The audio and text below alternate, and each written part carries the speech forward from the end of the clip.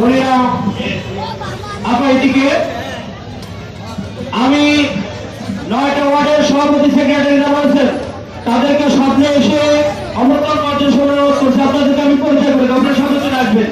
আমাদের মধ্যে আরো উপস্থিত রয়েছে মালিকাসা ইউনিয়নের যুবদলের অন্যতম নেতা সাগর হোসেন। আসসালামু আলাইকুম। আমরা অবগত আছি পাবনা 5 আসনের প্রার্থী অ্যাডভোকেট শান্তনু সুমন বিশ্বাসের নির্বাচনী প্রচারণায়। আপনারা সবাই জানেন সুমন বিশ্বাস এমনই একজন ব্যক্তি, ওনার কোনো স্বার্থ নাই, ওনার কোনো লোভ নাই। উনি সারা জীবন মানুষের জন্য, দেশের জন্য, পাবনার জন্য কাজ করে গেছেন। যখন উনি দুঃসময় ছিলেন তখন